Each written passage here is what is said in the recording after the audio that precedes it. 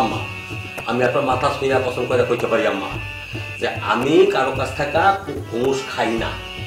আমি শুনো আপনার মাথা? না না না, খবরদার তুই আমার মাথা ছুবি না।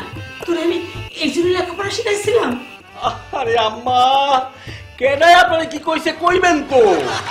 কালকে একজন ফোন করে কইল আপনার ছেলে এত ঘুষ খায়, টাকা ছাড়া কিছু বুঝে না। শত্রুপক্ষ, সবই আমার শত্রুপক্ষ আম্মা।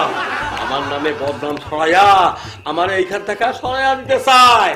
আপনি জানেন না আম্মা কি চাপের মধ্যে চাকরিটা কইরা যাইতাছি।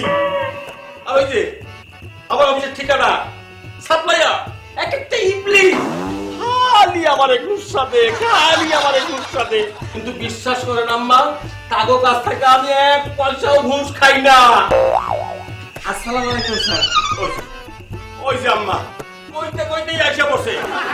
ওই ওই ননি, ওই বেটা জসিম, তোমা করে না কতবার কইছি আমি ঘুষের কারবার করি না, আমি ঘুষ খাই না, তারপরে তোমরা আমার বাড়িতে এসে ঘুষ দিতে।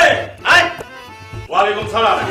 শোনো বাবারা, আমার ছেলে ভালো বংশের ছেলে, আমার ছেলে সৎ, আমার ছেলে ঘুষ খায় না। তোমরা আমার ছেলে খারাপ করো না বাবা। কি করেন খালাম্মা? আমরা তারে খারাপ করলাম কই? জান আম্মা আপনি ভিতরে যান, আমি দেখি ওরা কি কামে আসছে। তাড়াতাড়ি কাম সাইরা খাইতে আয়। আচ্ছা আম্মা আপনি যান।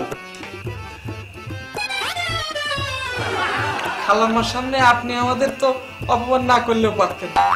এর চেয়ে কালকে চেম্বারে গিয়ে দুটো থাপ্পড় মারতেন, তাও তো সহ্য হতো, তাই না? ওই বেটা তোরা সামসা সামসা গর মান অপমান কি রে?